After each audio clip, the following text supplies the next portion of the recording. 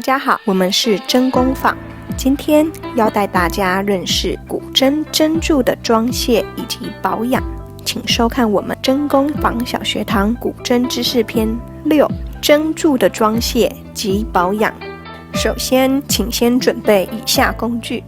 一条干净的布、古筝专用清理棒、干净的水彩画笔或毛笔、几根棉花棒，以及市售的木质家具保养液。我们在选择布的时候，布的长度至少要能超过针的宽度为最佳。接着我们要把针柱拆卸下来，在拔柱的时候呢，请你左手抓稳沿柱，右手将琴弦拉起，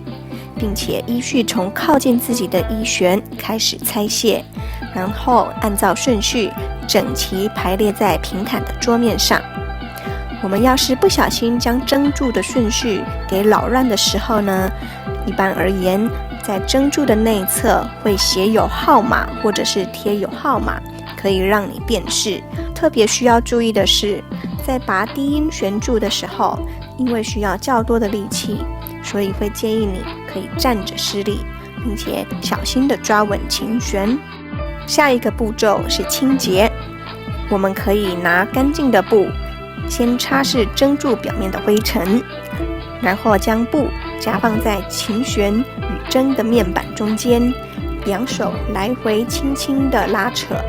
用这个方式来擦拭针面板的灰尘。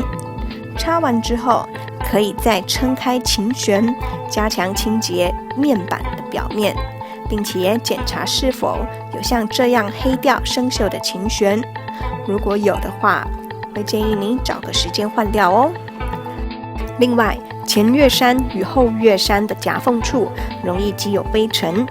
这个时候你可以用画笔将灰尘从小缝隙里面清出，再用棉花棒加强清洁。再来，针头、针尾以及侧板也可以用布先做擦拭。如果有较难清洁的污渍呢，可以喷上一点点木头保养液，将污渍给擦拭掉哦。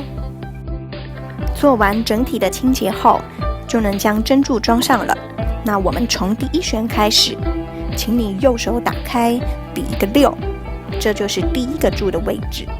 按照上一集针柱的定弦及排列所教大家的方式，1、2、3、2、3、2、3等，依序将所有的针柱装回古筝上，并检查弦与弦中间的间隔是否平均。等你调整好之后，针柱的装卸及保养就算完成咯。但是你有没有发现，针柱装回去之后，是不是觉得音很不准呢？